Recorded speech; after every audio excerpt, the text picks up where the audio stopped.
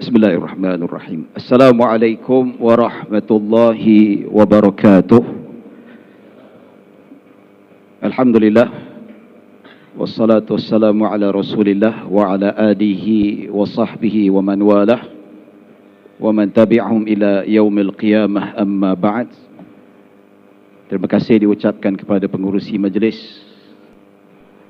yang berusaha, yang dirahmati dan dikasihi ashabus samahah, serta tuan guru, para habaib, hadirin hadirat yang dirahmati Allah Subhanahu wa taala. Di sini saya mewakili pertubuhan ilmuwan Ahli Sunnah wal Jamaah, Ikatan Ahli Sunnah wal Jamaah, ingin membacakan resolusi Konvensyen Perpaduan Ummah. Resolusi Konvensyen Perpaduan Umat Islam pertama, akidah Ahli Sunnah wal Jamaah yang berlandaskan mazhab Asy'ariyah dan Maturidiyah adalah tonggak utama dalam memelihara kesucian Islam daripada ancaman pemikiran yang sesat dan ekstrim. Oleh itu, usaha mempertahankan akidah Ahli Sunnah wal Jamaah ini harus melampaui batasan sentimen politik, sama ada politik kepartian, peribadi, begitu juga merentasi masalah peribadi dalam kalangan pendakwah, serta perbezaan pandangan dalam hal-hal cabang furuk. Kedua, perbezaan pandangan dalam kalangan asatizah Ahli Sunnah wal Jamaah, sama ada dalam cabang akidah, fiqh atau tasawuf, mestilah diuruskan dengan penuh hikmah dan adab. Ini penting untuk mengelakkan perpecahan dalam kalangan Ahli Sunnah wal Jamaah yang boleh mencetuskan fitnah besar dan melemahkan ikatan persaudaraan sesama mereka.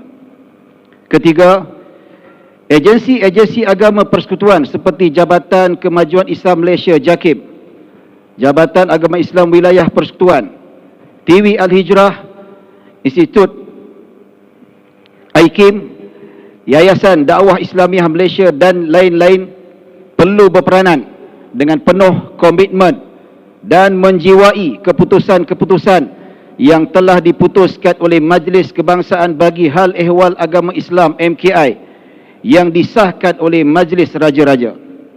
Ini adalah penting untuk memastikan tiada perpecahan berlaku dalam kalangan umat Islam di Malaysia.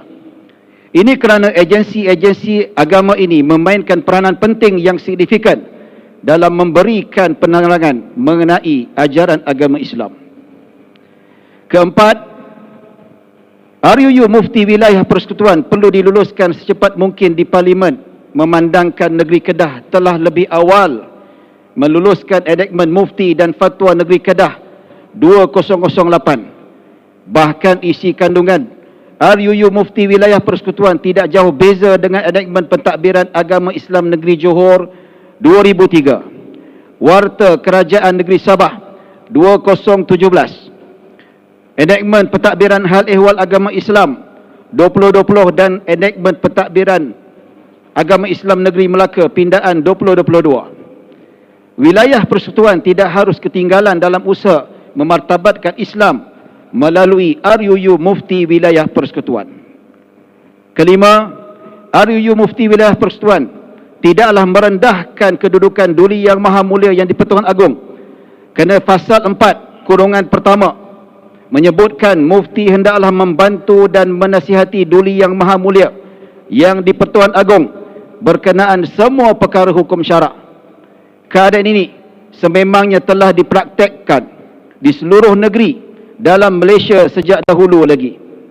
Tambahan lagi, kertas cadangan RUU Mufti Wilayah Persekutuan telah mendapat perkenan Duli Yang Maha Mulia yang di-Pertuan Agong pada 12 Mac 2024. Hal ini bermaksud RUU Mufti Wilayah Persekutuan ini telah dipertimbangkan oleh Duli Yang Maha Mulia yang di-Pertuan Agong sebelum diperkenankan. Dakwaan bahawa RUU Mufti Wilayah Persekutuan jika diluluskan akan memberikan kuasa mutlak kepada adalah perkara yang tidak berasas sama sekali. Keenam, RUU Mufti Wilayah juga tidak mengganggu-gugat urusan orang bukan Islam, jauh sekali untuk mengikat negeri-negeri lain termasuk Sabah dan Sarawak. Bidang kuasa yang diperuntukkan kepada mufti wilayah persekutuan dalam RUU mufti ini hanya terhad kepada urus takbir fatwa, falak, penentuan arah kiblat dan lain-lain yang hanya berkait dengan amalan orang Islam di wilayah-wilayah persekutuan sahaja. Ketujuh, RUU mufti wilayah persekutuan suatu perkara baharu. RUU mufti wilayah persekutuan bukanlah suatu perkara yang baharu dalam negara kita. Ia adalah penambahbaikan kepada akta yang sedia ada. Pengamalan sedia ada sebelum ini telah terbukti tidak mengganggu golongan bukan Islam atau hak negeri Sabah dan Sarawak. Justru tiada yang perlu dirisaukan oleh golongan bukan Islam atau orang Islam di negeri-negeri lain. Kelapan, agensi agama di peringkat persekutuan seperti Jabatan Kemajuan Islam Malaysia, Jabatan Agama Islam Negeri, Jabatan Mufti Negeri-Negeri mestilah dipelihara dan dipertahankan kesuciannya. Sebarang usaha untuk merendahkan dan memperolok-olokkan agenda agama mestilah diambil tindakan segera agar tidak merebak lebih parah. Yang terakhir, yang kesembilan, kerajaan perlu memandang serius perpecahan dalam kalangan ilmuwan Islam yang sering menimbulkan ketidakharmonian dalam masyarakat.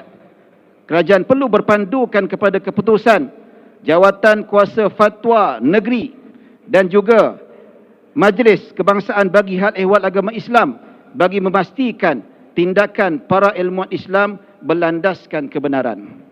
Sekian, setakat itu saja dahulu. Assalamualaikum warahmatullahi wabarakatuh. Terima kasih.